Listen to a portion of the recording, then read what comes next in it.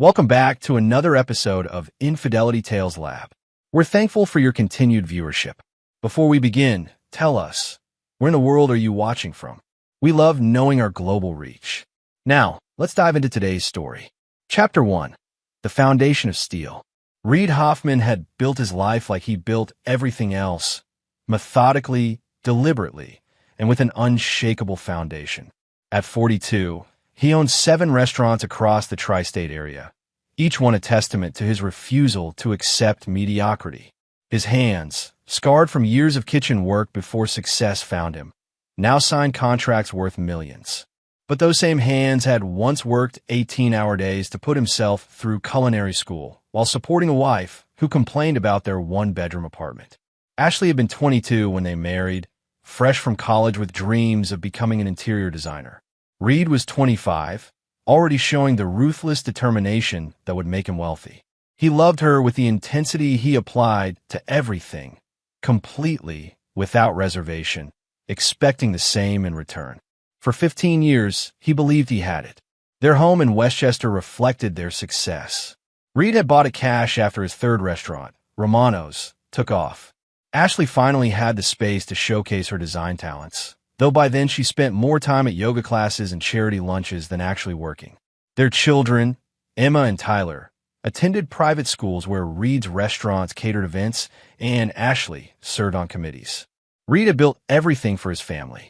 Every restaurant opening, every expansion, every brutal 16-hour day was motivated by his vision of legacy. He wanted his children to inherit an empire, wanted Ashley to never worry about money again. He thought loyalty was automatic when you provided everything someone could want. The first crack in his world came on a Tuesday evening in March. Reid arrived home early, a rare occurrence, planning to surprise Ashley with dinner from her favorite restaurant.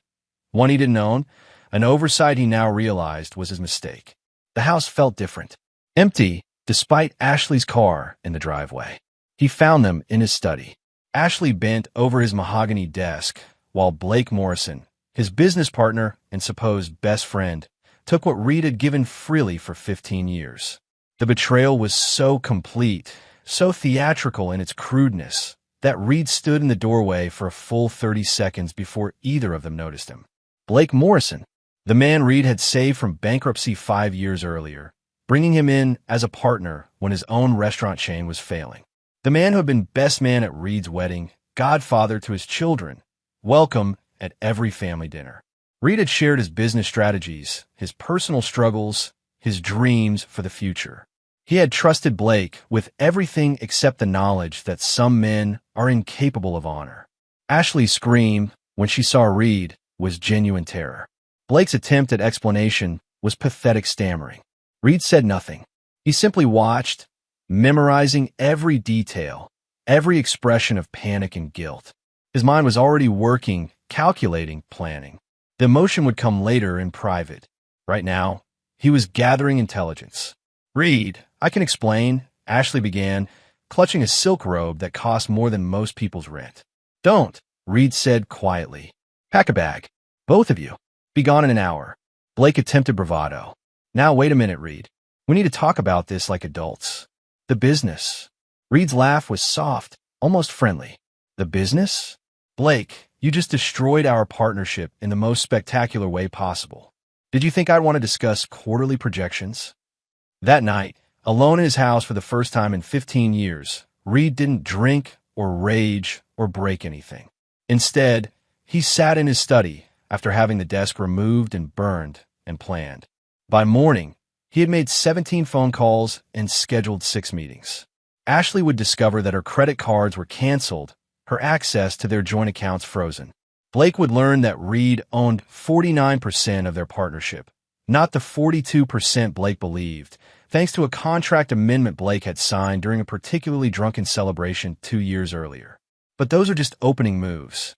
Reid understood that true revenge required patience, creativity, and an absolute commitment to seeing it through to the end. He had all 3 in abundance. Chapter 2. The Gathering Storm. 6 months after the divorce papers were signed, Reid had transformed himself into something his ex-wife and former partner didn't recognize. Where once he had been driven by the desire to provide, now he was motivated by the need to reclaim what was his and punish those who had stolen it. The divorce settlement had been brutal for Ashley. Reed's lawyers, the best money could buy, had documented every expense, every luxury she had enjoyed, every dollar of his money she had spent while planning her betrayal. The prenuptial agreement she had once complained about now protected Reed completely. Ashley received the minimum allowed by law and nothing more. Blake's situation was even worse. Reed had exercised his majority control to restructure their partnership, effectively forcing Blake into a position where he had to sell his remaining shares at a fraction of their worth or watch the business he had helped build be dismantled piece by piece. Blake chose to sell, walking away with enough money to start over, but not enough to maintain the lifestyle he had grown accustomed to. Ashley had moved in with Blake, renting a modest apartment in a neighborhood that would have horrified her 2 years earlier. She had taken a job at a design firm, her first real employment in over a decade. Blake was working as a general manager at someone else's restaurant, taking orders from men half his age who respected Reed's reputation enough to make Blake's life appropriately difficult. Reed's children, Emma 17 and Tyler 15, had chosen to live with their mother. This had been expected, but still cut deeply. Reed understood their confusion, their loyalty to the parent who needed them more. What he hadn't expected was their growing resentment toward him, as if his refusal to simply forgive and move forward made him the villain of their family story. The first real sign of how far his children had turned came during Tyler's baseball game. Reed had been attending every game since the divorce, sitting alone in the bleachers while Ashley and Blake sat with the other parents. Tyler had been Reed's star athlete, proud of his father's support. But this time, when Tyler hit a home run and looked toward the stands, his eyes skipped over Reed entirely, finding Blake instead. After the game, Reed approached his son. "Great hit, Ty. That curveball would have fooled most players twice your age." Tyler's response was cold. "Blake's been helping me with my swing. He says you never really understood the technical side of baseball." Reed absorbed this blow without flinching. Blake had never played baseball beyond high school, knew nothing about technique that Reed hadn't taught him during weekend games in the backyard. But facts mattered less than perception, and Reed was learning that his children were being systematically turned against him. Emma was more direct in her hostility. During one of their court-mandated dinners, she informed Reed that she wouldn't be attending his birthday dinner. "Blake is taking Mom to see a show that night," she said, not meeting his eyes. "It's important to her. More important than your father's birthday. You chose this, Dad. You could have worked things out with Mom, but you had to destroy everything instead. Blake says you're vindictive." Reed set down his fork carefully. "Blake says a lot of things. Most of them are lies designed to make himself feel better about betraying the man who saved his career. That's not how Mom tells it. I'm sure it isn't." Reed realized then that Blake and Ashley weren't content with their affair or even with the divorce. They were actively working to poison his children against him, to complete the theft by taking away the only thing Reed valued more than his business. It was a strategic error on their part, because it moved their conflict from the realm of business and personal disappointment into something far more dangerous. Reed began planning his next phase. He purchased the building that housed Blake's new restaurant, becoming the landlord without Blake's knowledge. He quietly acquired 2 of the businesses that employed Ashley's design firm's biggest clients. He scheduled his birthday dinner at Romano's, his flagship restaurant, and made sure word reached his children about the celebration. The final test came when he sent formal invitations to Emma and Tyler for his birthday dinner. Ashley called him directly for the first time since the divorce. "You can't manipulate the children like this," she said, "using your birthday as emotional blackmail. I invited my children to dinner. If that feels like manipulation to you, perhaps you should examine why. They don't want to come, Reed. Can't you accept that?" "What I can't accept," Reed said slowly, "is that you and Blake have been filling their heads with lies for 6 months. But that's going to change. Are you threatening me?" Reed's laugh was genuinely amused. "Ashley, if I were threatening you, you'd know it. This is just information.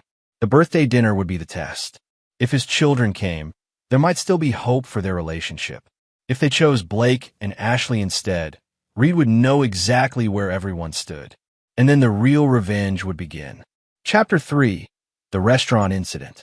Reed's birthday fell on a Thursday, which meant Romano's would be relatively quiet, perfect for an intimate family gathering that would either heal wounds or reveal just how deep they had become. Reed had reserved the private dining room, the same space where he had celebrated every family milestone for the past 8 years. The irony wasn't lost on him that this might be the last family dinner he would ever host. By 7 o'clock, it was clear his children weren't coming. Reed sat alone at a table set for 4, picking at the meal his head chef had prepared specially for the occasion. The humiliation was complete and public. His staff tried to avoid eye contact, their discomfort palpable. At 8:15, Reed paid the check and left, driving home to an empty house and the growing certainty that his children had chosen their sides. What Reed discovered the next morning changed everything. His assistant, Maria, who had worked for him for 7 years and understood his moods better than anyone, hesitated before giving him his messages. "There's something else, Mr. Hoffman. I thought you should know. Last night, while you were at Romano's," she handed him a photograph taken on someone's phone, posted to social media by one of Ashley's friends. It showed Ashley, Blake, Emma, and Tyler at Il Giardino, the upscale Italian restaurant 6 blocks from Romano's. They were celebrating Ashley's 38th birthday, which had actually been 2 weeks earlier. The timestamp showed 7:30 p.m., exactly when Reed had been sitting alone, waiting for children who were never going to come. The betrayal was surgical in its precision. Not only had his children chosen to skip his birthday, they had actively participated in celebrating the woman who had destroyed their family at a restaurant close enough to Romano's that they risked being seen by Reed's staff. It was a public humiliation designed to send a message. Reed no longer mattered to his own children. Reed stared at the photograph for a long time, memorizing faces. Emma was laughing at something Blake had said. Tyler was wearing the watch Reed had given him for his 15th birthday, while raising a toast to the man who had taken his father's place. Ashley looked happier than she had in years, surrounded by the family she had rebuilt after destroying the original. Maria waited while Reed processed what he was seeing. Finally, she spoke softly. "There's more. The reservation at Il Giardino was made under your name." Mr. Morrison thought it would be funny. Reed's expression didn't change, but Maria had worked for him long enough to recognize the stillness that came before he made moves that destroyed his competition. She had seen this same calm the day before he had crushed a rival restaurant chain that had tried to poach his head chef. "Maria, I need you to make some calls. First, give me the ownership information for Il Giardino. Then contact our real estate attorney. I want to know if that building is for sale and what it would take to make it for sale if it isn't. Sir, also call Emma and Tyler. Tell them I'd like to take them to dinner this Saturday at Il Giardino. Make a reservation for 4. Maria made the calls while Reed sat in his office, planning. By noon, he had learned that Il Giardino was owned by the Torino family, successful restaurateurs who had built their reputation on old-school Italian hospitality. They weren't interested in selling, but they were interested in the substantial loan Reed was prepared to offer them, secured by the restaurant property and carrying terms that would become problematic if certain conditions weren't met. The reservation for Saturday was confirmed.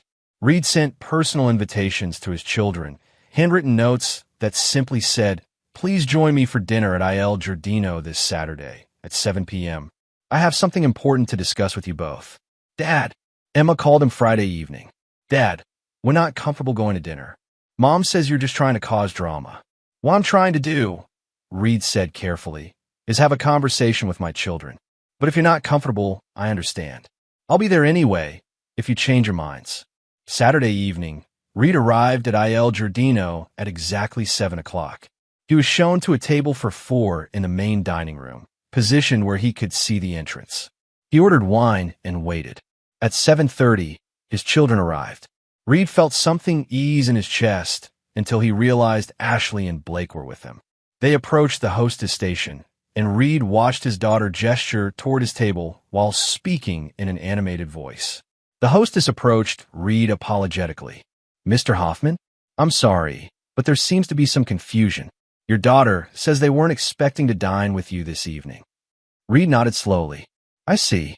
And where would they prefer to sit? They've requested a table in our private dining area, away from the main restaurant. Reed looked across the restaurant at his children. Emma was staring at him with something that looked like pity. Tyler wouldn't meet his eyes at all. Blake had his hand on Tyler's shoulder in a gesture that was clearly meant to be seen from Reed's table. Tell them, Reed said quietly, that's fine, but I'll be staying right here. What happened next will be talked about in restaurant circles for years. Reed pulled out his phone and made a single call.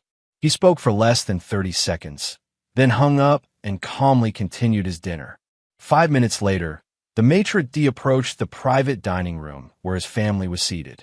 Reed couldn't hear the conversation, but he watched the body language. First confusion, then protest, then anger. The maitre d' returned to Reed's table.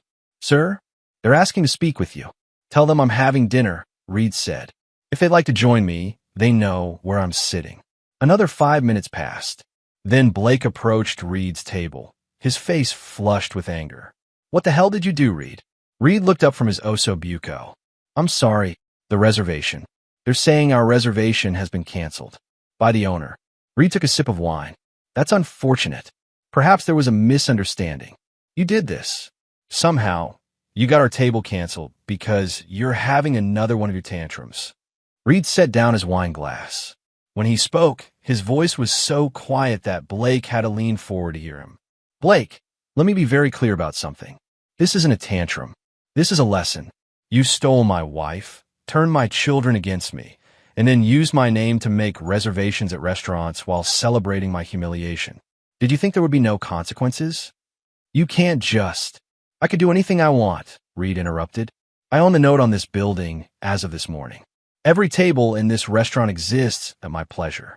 Your reservation was canceled because I don't want you here. Your table, your meal, your evening, all of it ends when I say it ends. Blake's face went pale. The kids, Reed. Think about Emma and Tyler. Reed looked past Blake to where his children stood near the hostess station. Emma was crying now, finally understanding that her father wasn't the weak man she had thought him to be. Tyler looked confused and frightened.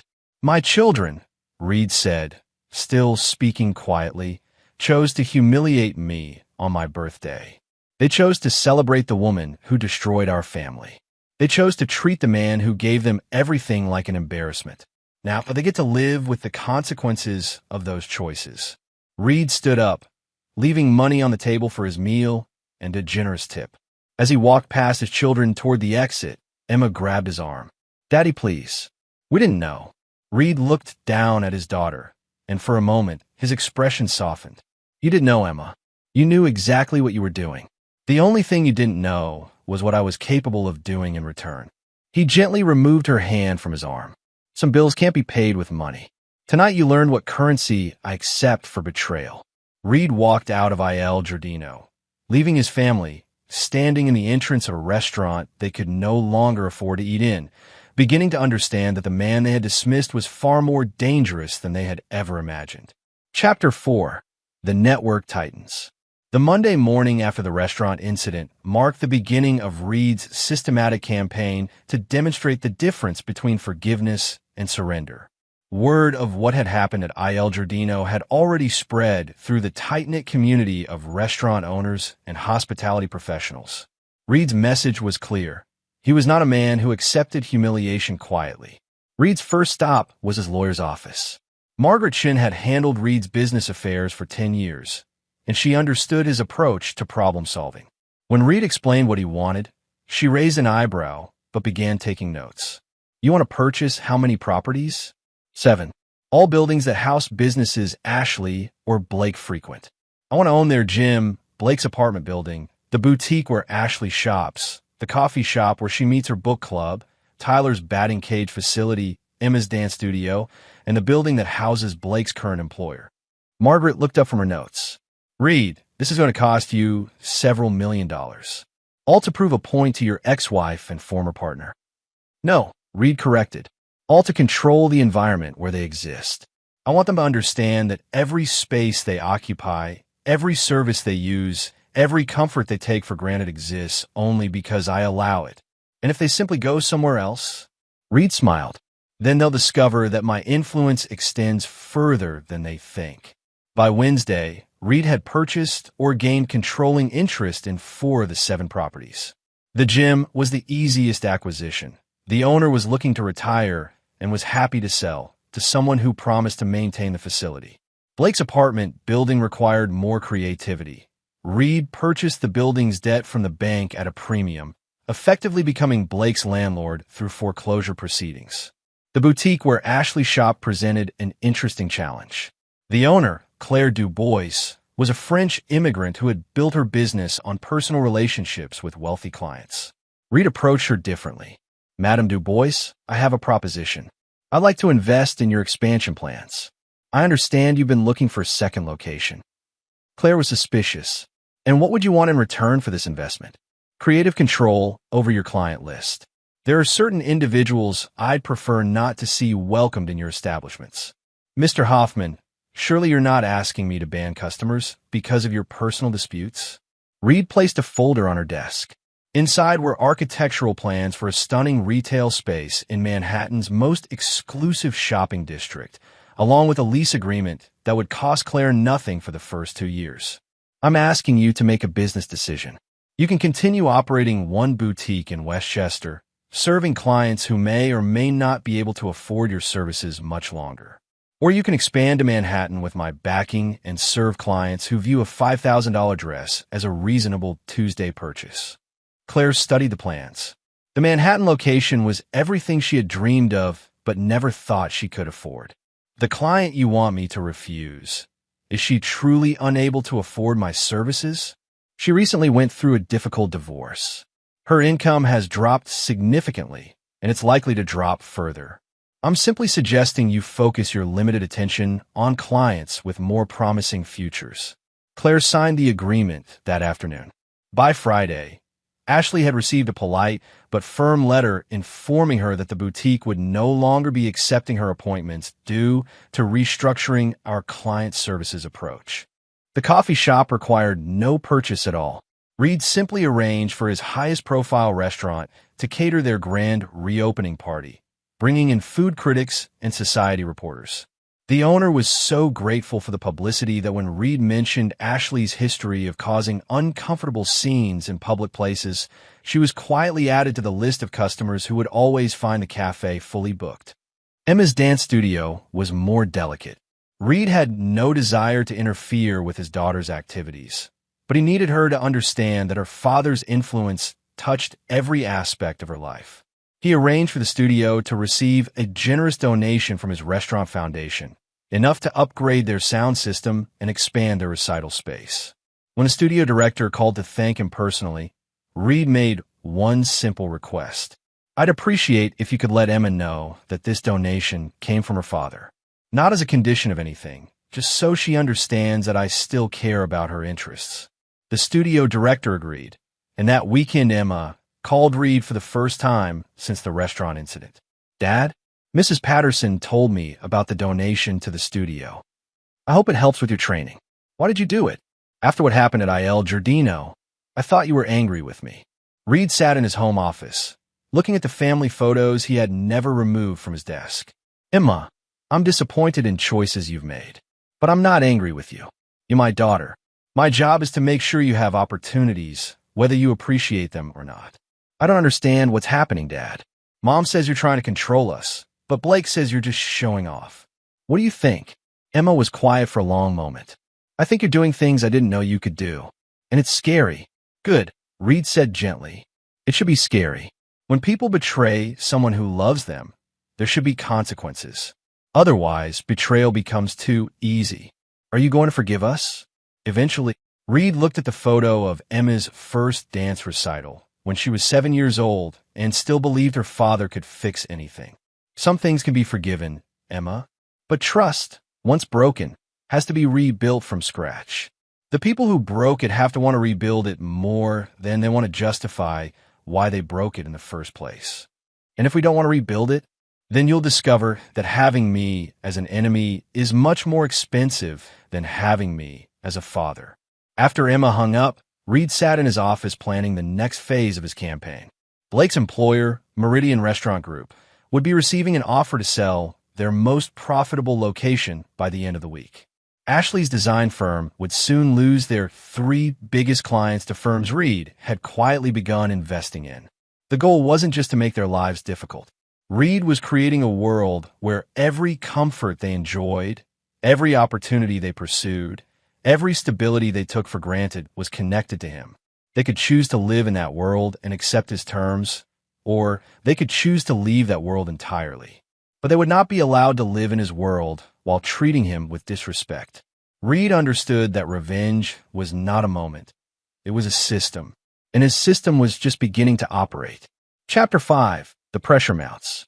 3 weeks after the I.L. Giardino incident, Ashley Peterson, she had reverted to her maiden name after the divorce, was beginning to understand that her ex-husband was not the predictable man she had grown tired of during their marriage.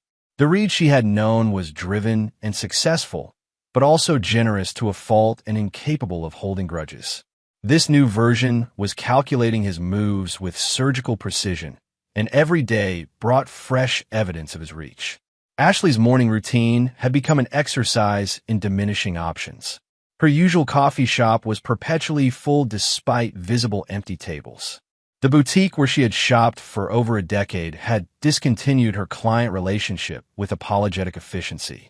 Her yoga studio had mysteriously raised their membership fees to a level just beyond her budget, while offering existing members a grandfathered rate that somehow didn't apply to her.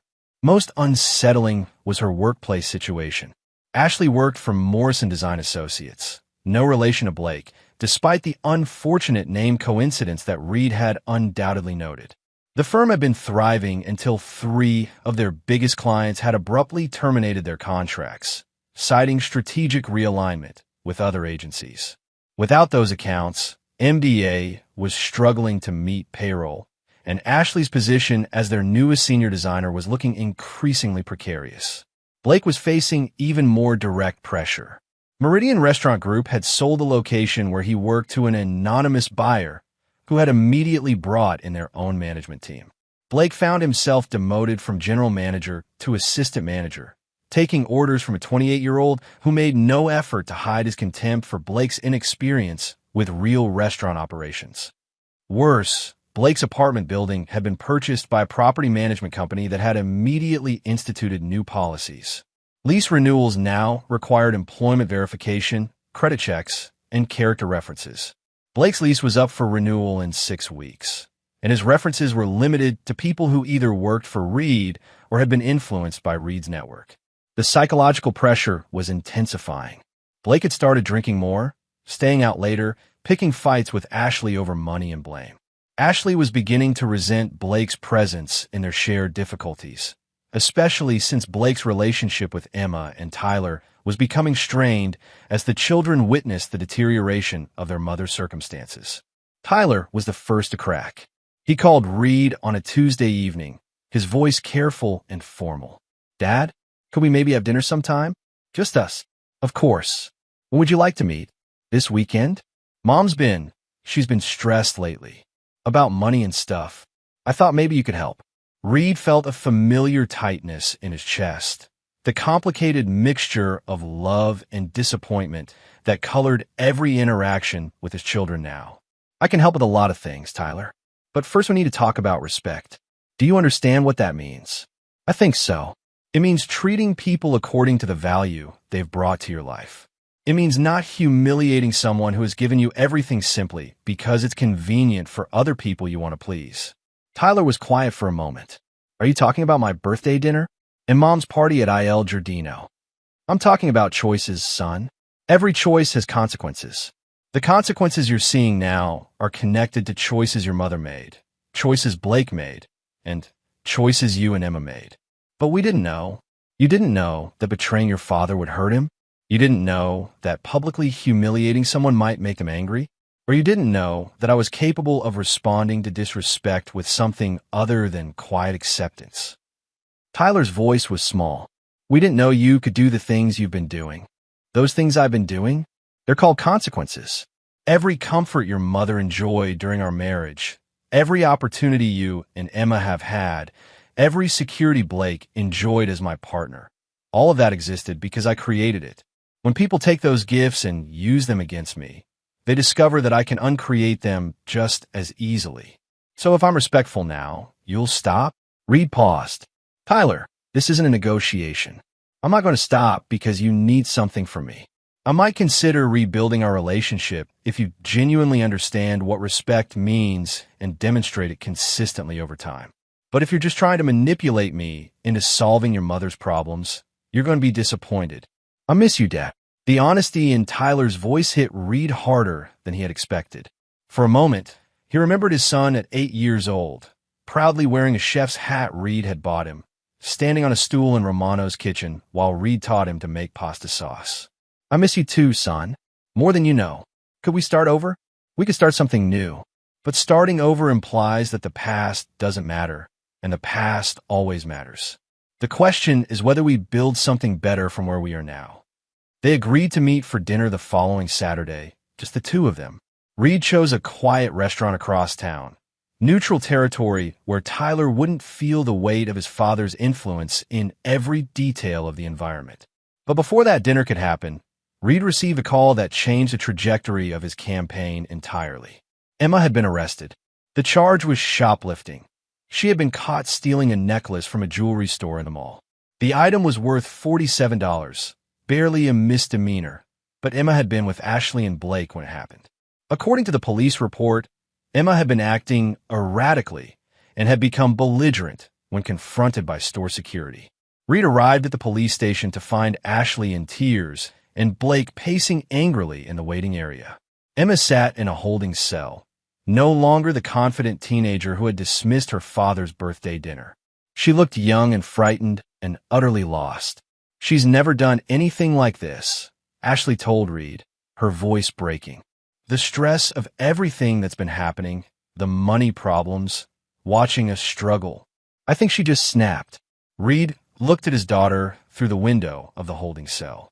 Emma was staring at her hands, tears streaming down her face. What does she need? Reed asked quietly. Bail money and a lawyer. Reed, I can't afford either one right now. Blake's situation at work is we just don't have the resources. Reed was quiet for a long moment, watching his daughter. When he spoke, his voice was calm but implacable. I'll take care of it, but there will be conditions. Anything, Ashley said immediately. Whatever you want. Reed turned to face her. You and Blake will end your relationship.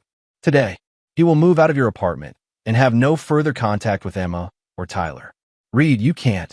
I can do whatever I choose to do. Emma is in jail because her life has become unstable. Her life is unstable because you chose to blow up our family and then chose a man who can't provide the security she needs. Blake is a financial liability and an emotional drain on both you and the children. He goes, or Emma sits in that cell until her court date. Blake started to protest, but Reed's look stopped him cold. This isn't a discussion, Blake. This is a business transaction. I provide bail and legal representation. You disappear from my children's lives permanently. Ashley returns to the supervised visitation schedule the court originally ordered. Everyone learns to live with the consequences of their choices. Ashley looked at Blake, tears still streaming down her face.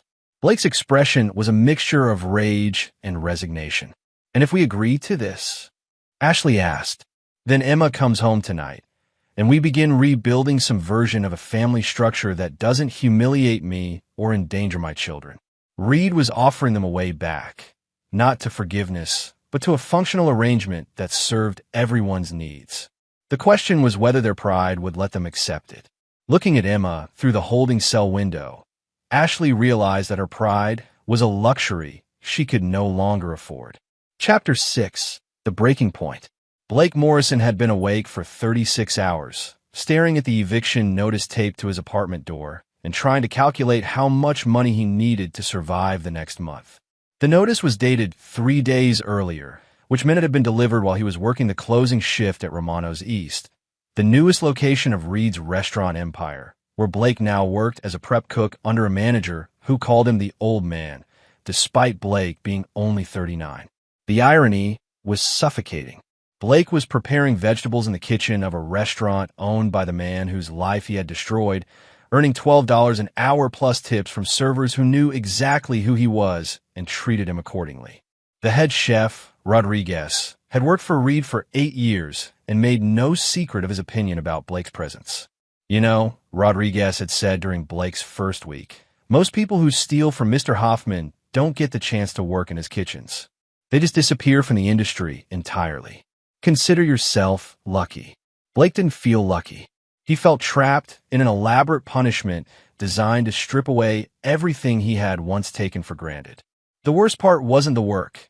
Blake had started his career in kitchens and understood hard labor.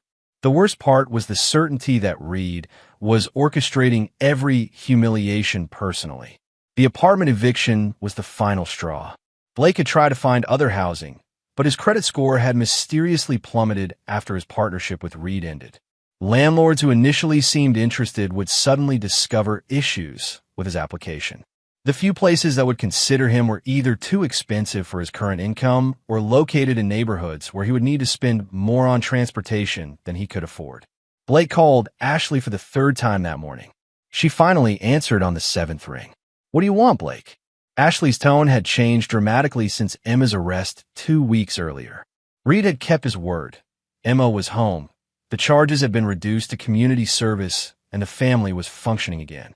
But the price had been Blake's complete removal from their lives. Ashley had chosen her children over their relationship, and Blake couldn't decide whether to respect her for it or hate her. "I'm being evicted. I need somewhere to stay for a few weeks while I figure this out." "You can't stay here, Blake. You know that." Reed was very clear about the conditions. "So that's it. We spend 2 years together, and the minute things get difficult, you throw me away?" Ashley's laugh was bitter. "You want to talk about throwing people away? We destroyed Reed's life. We humiliated him in front of his children and his business associates. We stole 15 years of marriage and partnership and used it against him. Now you're surprised that there are consequences. You didn't seem to mind the consequences when you thought Reed was just going to quietly accept what we did. That's because I didn't understand who Reed really was. I thought he was weak. I thought his kindness meant he couldn't hurt us. I was wrong about everything." Blake could hear Tyler in the background, asking Ashley something about dinner plans. Normal family, sound from a life Blake was no longer part of. "Ashley, I'm about to be homeless. Doesn't that matter to you at all?" "Of course it matters. But my children matter more." Emma is seeing a therapist now, trying to understand why she thought shoplifting was a solution to stress. Tyler is having dinner with his father every week, trying to rebuild their relationship. "My family is healing, Blake. I'm not going to risk that for anyone." Blake hung up without saying goodbye. He sat in his nearly empty apartment. He had sold most of his furniture to pay rent and tried to figure out what Reed wanted from him. The systematic destruction of Blake's life was too thorough to be mere revenge. Reed was building towards something, and Blake was beginning to suspect that his complete humiliation was just the opening act. Blake's phone rang. The caller ID showed a number he didn't recognize, but when he answered, Reed's voice was unmistakable. "Good morning, Blake. I understand you're having housing difficulties.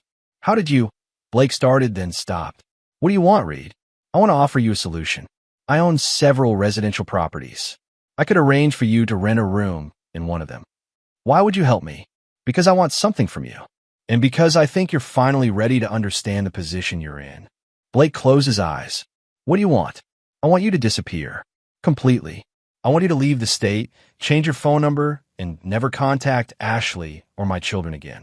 In exchange, I'll give you enough money to start over somewhere else. Clean slate. No further harassment from me or my associates." "How much money?" "Enough to rent an apartment, buy a car, and live modestly for 6 months while you find work. Probably around $40,000. Blake was quiet for a long moment. $40,000 was more money than he would make in 2 years at Romano's East, and it represented genuine freedom from Reed's systematic campaign of humiliation. "And if I don't take your offer, then you continue living in the world I've created for you. You work in my kitchen for as long as I allow it. You live wherever you can afford to live, which will be nowhere pleasant. You watch Ashley and my children rebuild their lives while you remain a cautionary tale about the price of betrayal. This is insane, Reed. You're destroying people's lives over a marriage that was already broken. Reed's voice hardened. Our marriage wasn't broken, Blake. You broke it. You took something that wasn't yours and convinced yourself you deserved it. Ashley was my wife. My home was where you violated my trust. My children were who you tried to replace me with. Nothing about this situation is equal. You're the thief. I'm the victim. The only thing insane is that you think you should be able to steal from me without consequences. Blake looked around his empty apartment, considering his options. He could take Reed's money and disappear, starting over in a place where Reed's influence couldn't reach him. Or he could stay and continue enduring the systematic destruction of everything he had once valued about his life. If I take the money and leave, do you promise to stop punishing Ashley and the kids? Ashley and my children are my family. How I handle my family relationships is none of your concern. But they'll be better off without your influence, which benefits everyone involved. Blake realized that Reed was right about one thing. Ashley and the children were better off without him. His presence in their lives had made them targets for Reed's revenge. His attempts to replace Reed as a father figure had only highlighted how much the children missed their real father. His relationship with Ashley had been built on the destruction of something better, and everyone involved was paying the price. $40,000, Blake said finally. And you guarantee that I can start over somewhere else without interference. $40,000, Reed confirmed, plus a non-disclosure agreement that prevents you from ever discussing our business relationship or my family with anyone. In exchange, you disappear and stay disappeared. You have until Sunday to decide. If you agree, you'll receive the money Monday morning and have until the following Friday to leave the state. If you don't agree, the eviction proceeds as scheduled, and my patience for your presence in my city ends permanently. Reed hung up without waiting for Blake's answer. Blake sat in his apartment, understanding that this was his last chance to salvage anything from the wreckage of his life. Reed was offering him an exit that preserved some dignity and provided genuine opportunity to rebuild. But taking the money would mean admitting that Reed had won completely. It would mean accepting that his affair with Ashley, his attempt to build a life with Reed's family, and his belief that Reed was too weak to fight back had all been catastrophic miscalculations. Blake had until Sunday to decide whether his pride was worth more than his future. Chapter 7. The Final Reckoning. Sunday evening arrived with a weight of finality that Reed had been building toward for months. Blake had called that morning to accept the offer, $40,000 in exchange for complete disappearance from Reed's world. The money transfer was scheduled for Monday, with Blake's departure deadline set for the following Friday. Reed felt no satisfaction in Blake's surrender, only the cool relief of a problem finally being solved. Ashley had requested a meeting for Sunday night, asking Reed to come to her apartment after the children were asleep. When Reed arrived, he found Ashley waiting with coffee and the careful posture of someone who understood they were negotiating from a position of weakness. "Blake's leaving," she said without preamble. "He told me about your offer." Reed sat across from her in the modest living room that was such a stark contrast to the home they had once shared. "Good. That's one less complication for everyone involved." "Reed, I need to ask you something. I need you to be honest with me." "I'm always honest with you, Ashley. That was never our problem." Ashley's laugh was hollow. "Our problem was that I stopped being honest with you. About what I wanted, about what I needed, about how I felt about our marriage." Reed waited, understanding that Ashley was building towards something that required careful handling. "If Blake leaves, if I prove that I can prioritize our children's needs over my own wants, is there any chance for us? Not necessarily as husband and wife, but as partners in raising Emma and Tyler." Reed studied Ashley's face, seeing genuine vulnerability for the first time since their divorce. She looked older than her 38 years, worn down by months of financial stress and the psychological pressure of Reed's systematic campaign against her choices. "Partnership requires trust, Ashley. Trust requires accountability. Are you prepared to be accountable for what you've done to our family? I destroyed our marriage. I turned our children against you. I brought a man into our lives who never should have had access to Emma and Tyler. I humiliated you publicly and convinced myself that you deserved it." Ashley's voice was steady, but tears were running down her face. I was selfish and cruel and cowardly. And I'm sorry. Reed felt the familiar tension between his desire to protect his children and his absolute refusal to be vulnerable to Ashley's betrayal again. Apologies are important, but they don't rebuild trust. Trust requires changed behavior over time. Are you willing to accept a relationship where you have limited autonomy and I have final authority over decisions that affect our children? What does that look like? Joint custody returns to the supervised schedule the court originally ordered. You live in a home I provide and can afford, in a neighborhood where Emma and Tyler can maintain stability. You work in a position that provides you with independence, but doesn't give you the resources to make choices that endanger our children's security. Ashley absorbed this carefully. You want me dependent on you. I want you in a position where betraying me would be financially impossible and emotionally costly to Emma and Tyler. I want the power dynamic between us to reflect the reality that I'm the parent who can provide stability and you're the parent who needs that stability provided. And if I agree to this arrangement, our children get their father back. Our children get the father they chose to reject when they thought I was powerless to respond. They'll have to rebuild trust with me, just like you will. But yes, they get the opportunity to have a relationship with me that doesn't involve choosing sides. Ashley was quiet for several minutes, considering the terms Reed was offering. Finally, she spoke. There's something else you need to know. About why I had the affair. About why I convinced myself our marriage was broken. Reed waited, sensing that Ashley was about to provide the explanation he had never received. I was pregnant. 2 years ago. We had talked about having another child, but when it actually happened, I panicked. We were already so busy with the restaurants and Emma's activities and Tyler's sports. I felt like I was disappearing into being just a mother and a businessman's wife. So I terminated the pregnancy without telling you. Reed felt something cold settle in his chest. You killed our child without discussing it with me. I told myself it wasn't a child yet. Just a pregnancy. Just a problem I could solve by myself. Ashley's voice was barely a whisper. But afterward, I felt so guilty, and I felt so distant from you. Every time you touched me, I thought about what I had done. Every time you talked about our family, I felt like a fraud. So you had an affair. I convinced myself that our marriage was already over, that you didn't really love me, just the idea of me. Blake made me feel like someone worth wanting, not just someone whose job was to provide you with a family and a home. Reed stood up, walking to the window that overlooked the parking lot of Ashley's apartment complex. He could see Blake's car in the parking lot, already loaded with the possessions Blake would take with him when he left town on Friday. You killed our child because you were afraid of being ordinary.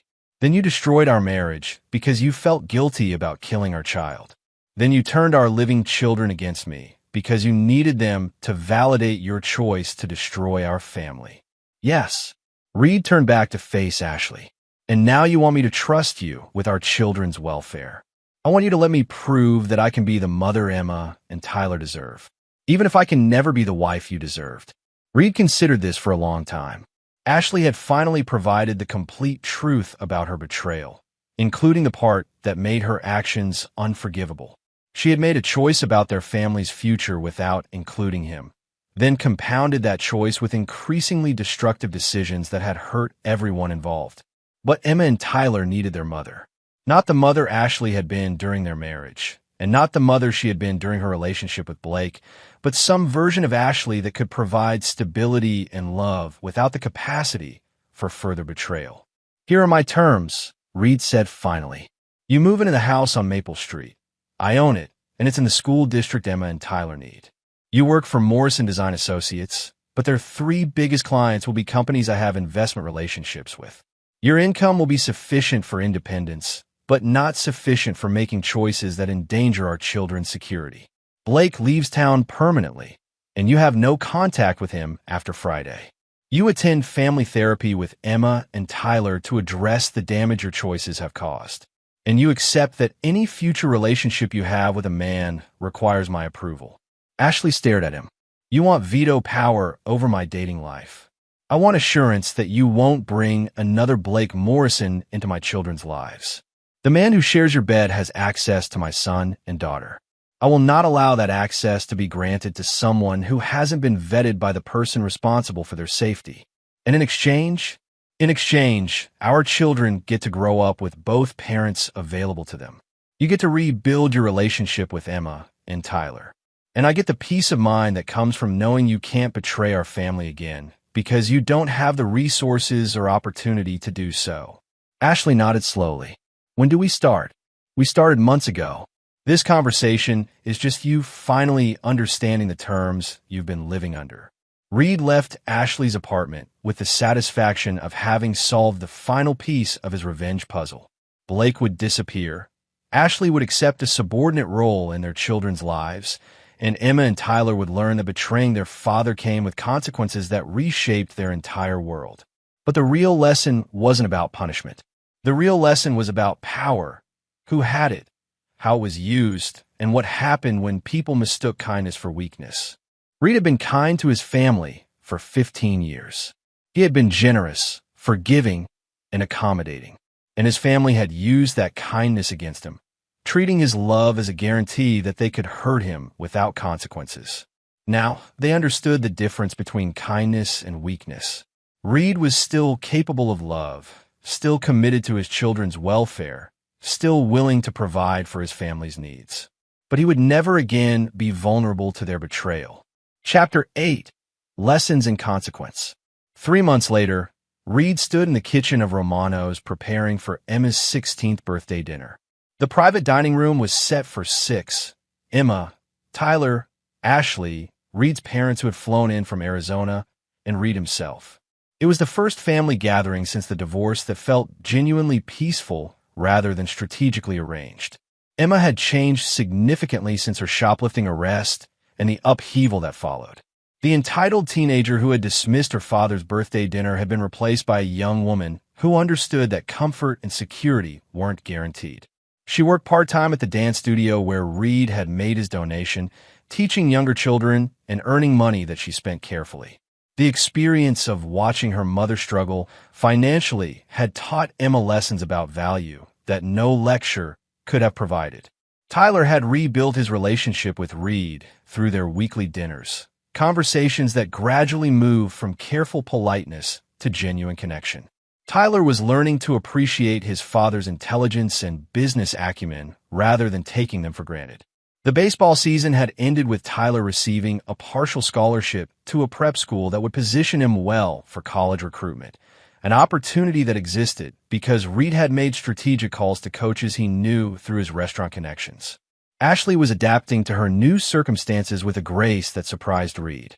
The house on Maple Street was comfortable without being luxurious, and Ashley had decorated it with furniture from her boutique days, supplemented by practical pieces that reflected their current budget. She was working steadily at Morrison Design Associates, which was thriving again thanks to the return of clients who appreciated Reed's investment in their success. Ashley's role was clearly defined. She provided creative services to clients Reed's network brought to the firm, earning enough money for independence while remaining dependent on Reed's goodwill for the opportunities that made that independence possible. The family therapy sessions had been brutal but productive. Dr. Sarah Kim was a therapist Reed had chosen specifically for her direct approach to accountability and her refusal to treat all family dysfunction as equally responsible for their problems. Under Dr. Kim's guidance, Emma and Tyler had come to understand that their choice to humiliate their father at Il Giardino hadn't been a minor social mistake. It had been a fundamental betrayal of the person who had provided everything they valued about their lives. Ashley had been forced to confront the full scope of her destructive choices, including the pregnancy termination she had hidden from Reed. Dr. Kim had made it clear that Ashley's affair was not a symptom of marital problems, but a deliberate choice to destroy something that could have been repaired through honest communication. The fantasy that your affair was inevitable or justified, Dr. Kim had told Ashley during one particularly difficult session, is preventing you from taking full responsibility for the damage you caused. You weren't driven to betray your husband by circumstances beyond your control. You chose to betray him because you wanted something you thought you couldn't have within your marriage. But I felt so disconnected from Reed, Ashley had protested. I felt like I didn't matter to him anymore. Did you communicate those feelings to Reed before you decided to have an affair? I tried, but he was always working, always focused on the restaurants. Ashley, Dr. Kim had said patiently, Reed is sitting right here. Ask him directly whether he would have addressed your concerns if you had clearly expressed them. Ashley had turned to Reed, tears streaming down her face. If I had told you I felt disconnected, if I had told you I needed more attention from you, would you have changed your schedule? Of course, Reed had answered immediately. Ashley, I was working so much because I thought you wanted the lifestyle that required that level of success. If you had told me you preferred more time together to more money, I would have adjusted everything. That conversation had marked the turning point in their family therapy. Emma and Tyler had watched their mother realize that her affair hadn't been a response to an impossible situation, but a response to a situation she had never actually attempted to address constructively. Now, 3 months later, the family dynamic had stabilized into something functional, if not fully healed. Reed maintained control over the major decisions that affected their lives. Ashley accepted her role as the parent who needed stability provided rather than the parent who provided stability, and Emma and Tyler were learning to appreciate the father they had almost lost through their own choices. Reed's phone buzzed with a text message from Blake, sent from a number Reed didn't recognize. Blake had moved to Portland and was working as a line cook at a restaurant that specialized in farm-to-table cuisine. The message was brief. Thank you for the second chance. I won't waste it. Reed deleted the message without responding. Blake's redemption, if it occurred, would happen far away from Reed's family and would require no input from Reed. The $40,000 had purchased Blake's complete removal from their lives, and Reed intended to maintain that separation permanently. Emma appeared in the kitchen doorway, wearing the dress Reed had bought her for the occasion. A sophisticated but age-appropriate outfit that reflected their current financial reality without suggesting poverty. Dad, the cake looks amazing. Did you make it yourself? Reed had indeed made Emma's birthday cake, a skill he had learned during his early restaurant days, but had rarely used once he could afford professional pastry chefs. I wanted this dinner to be personal, Reed said. Your 16th birthday deserves something I made specifically for you. Emma hugged him, and Reed felt the genuine affection that had been missing from their relationship for so long. Dad, I know I haven't said this directly, but I'm sorry. About your birthday dinner, about choosing Blake over you, about not understanding what you meant to our family until it was almost too late. Reed held his daughter, remembering the little girl who used to help him prep vegetables on Sunday afternoons while Ashley read design magazines in the dining room. What matters now is what we build going forward, Emma. The past taught us important lessons, but it doesn't have to define our future. Are you happy with how everything turned out? Reed considered the question carefully. His marriage was over. His family had been restructured around his authority rather than mutual love, and his relationships with his children were based on their understanding of consequences rather than unconditional trust. I'm satisfied, Reed said finally, which is different from happy, but it's enough. Our family is functional now. Everyone understands their role and responsibilities. You and Tyler are getting opportunities to succeed. Your mother is learning to make better choices. That's more than many families achieve. Do you think you'll ever forgive Mom? Really forgive her? Reed looked through the kitchen window toward the dining room, where Ashley was setting the table while Tyler arranged flowers Reed had brought from Romano's garden. Forgiveness isn't the right concept for what happened to our family, Emma. Your mother made choices that changed who she was and who I could be in relationship to her. I can't forgive those choices because they created permanent changes that can't be undone. But I can work with who she is now to provide you and Tyler with the stability you need. And us? Do you forgive Tyler and me? Reed turned to face his daughter directly. You and Tyler are still becoming who you're going to be. The choices you made were hurtful, but they were also learning experiences. If you continue demonstrating that you've learned from those experiences, we'll continue building a stronger relationship. Emma nodded, understanding that her father's love for her was secure, but that his trust still needed to be earned through consistent behavior over time. I want to be someone you can be proud of, Emma said. Then be someone who treats loyalty as sacred, who understands that actions have consequences, and who never takes for granted the people who sacrifice for your benefit. Reed replied. If you can do that, I will always be proud of you." As they prepared to join the rest of the family for dinner, Reed reflected on the strange satisfaction of having rebuilt his family according to his own terms rather than accepting its destruction according to someone else's choices. This wasn't the life he had planned, but it was a life where his value was recognized, his authority was respected, and his love was earned rather than assumed. For Reid Hoffman, that was enough. Chapter 9. The New Order. 1 year after the Il Giardino incident, Reed stood in the main dining room of his newest restaurant, Hoffman's Legacy, watching Emma and Tyler serve as hosts for the grand opening celebration. Emma, now 17, moved through the crowd with the poise of someone who understood hospitality as both service and power. Tyler, 16 and considerably more mature than his age suggested, was explaining the restaurant's concept to food critics with an intelligence that made Reed proud. Ashley worked the room as well, but in a different capacity. She was there as the interior designer who had created the space, introduced to guests as the talented woman responsible for Legacy's stunning aesthetic. Her work on the restaurant had been exceptional, combining her artistic skills with a practical understanding of restaurant operations that she had gained through her relationship with Reed. The difference was that now she was credited as a professional contributor rather than simply as Reed's wife. The past year had solidified the new structure of their family. Ashley had proven herself capable of responsible decision-making within the boundaries Reed had established. She was dating someone, a doctor named Michael Stevens, whom Reed had approved after a thorough background check and several carefully arranged social encounters. Michael understood Ashley's complicated family situation and respected Reed's role as the primary authority in Emma and Tyler's lives.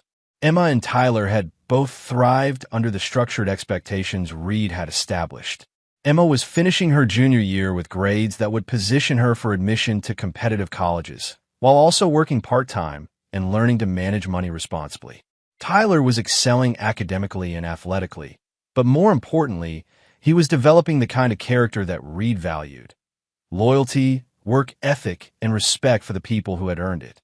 The restaurant itself was Reed's statement about the lessons the past year had taught his family.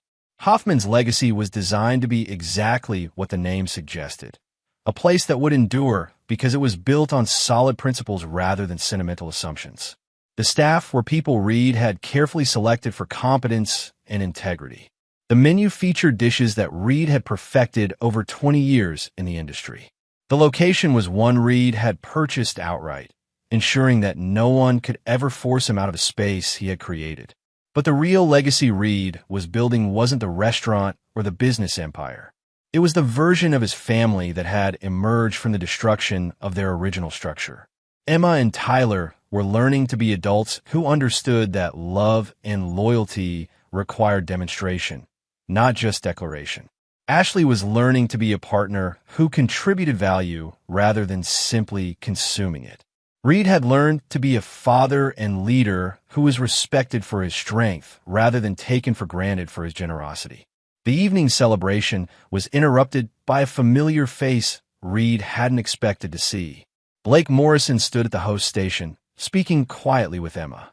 Reed approached them, curious about what Blake could possibly want after a year of silence. "Mr. Morrison," Reed said formally, "this is unexpected." Blake looked older than his 40 years, but healthier than he had been during the final months of his time in Reed City.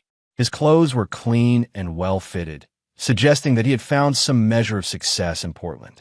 "Reed, I wanted to congratulate you on a new restaurant, and to thank Emma for agreeing to speak with me." Emma looked between the two men, clearly uncomfortable, but handling the situation with more maturity than Reed would have expected from her a year earlier.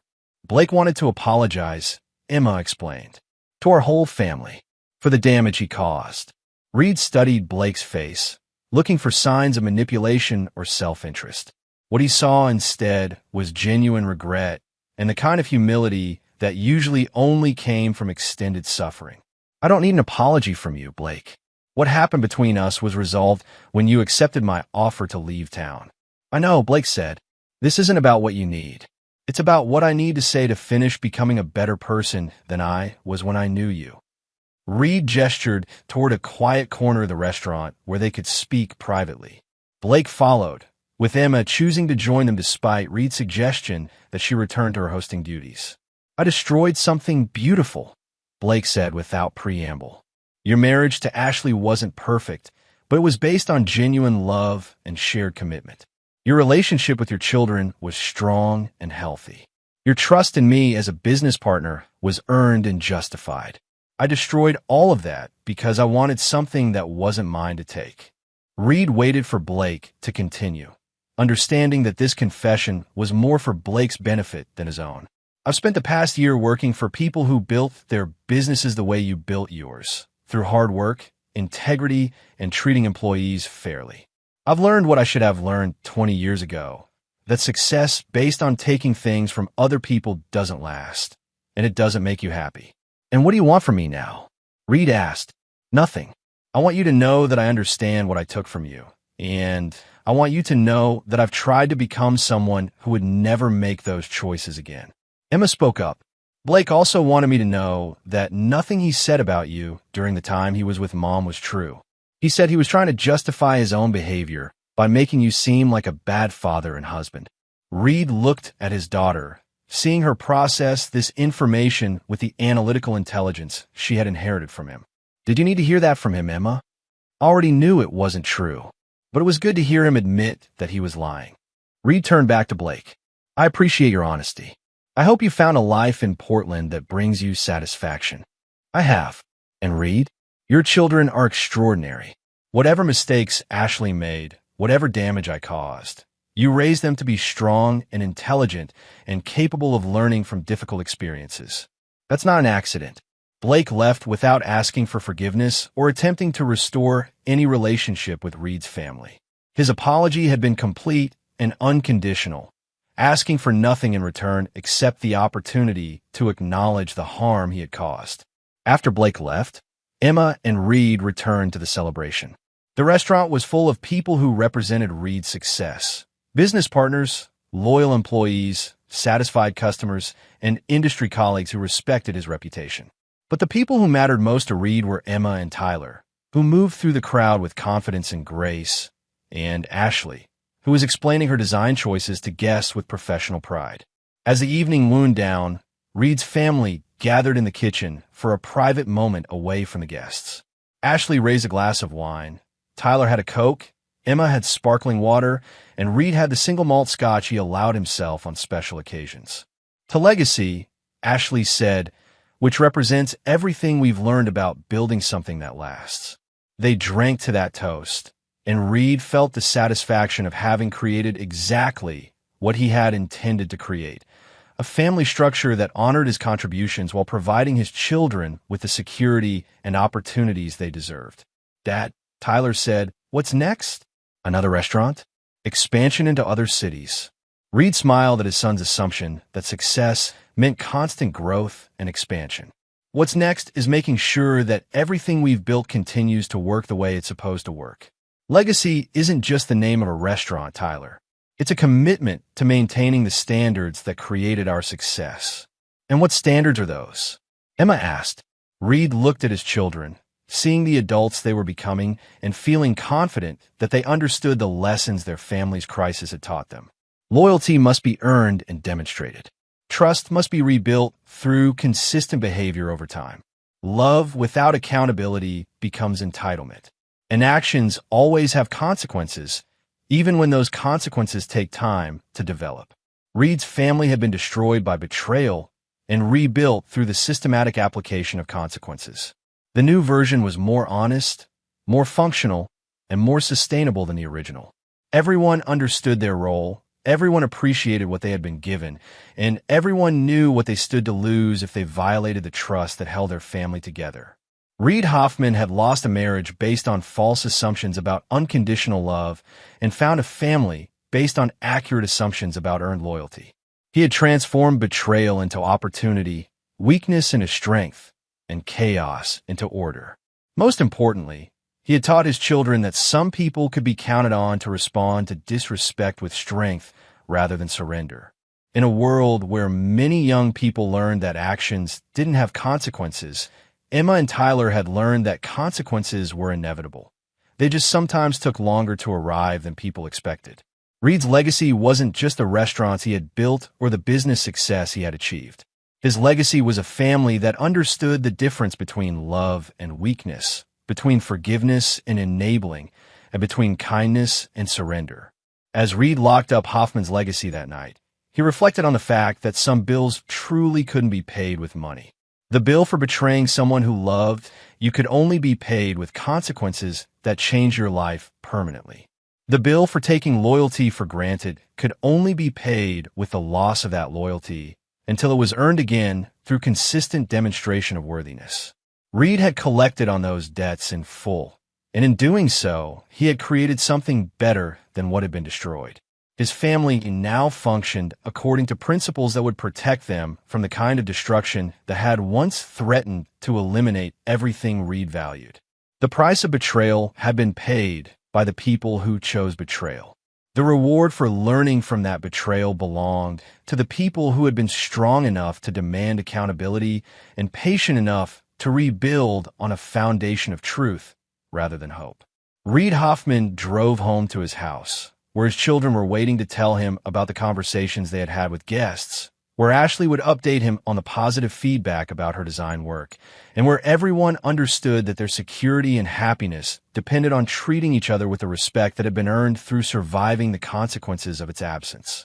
It was not the life Reed had originally planned, but it was the life he had chosen to create from the wreckage of what betrayal had destroyed.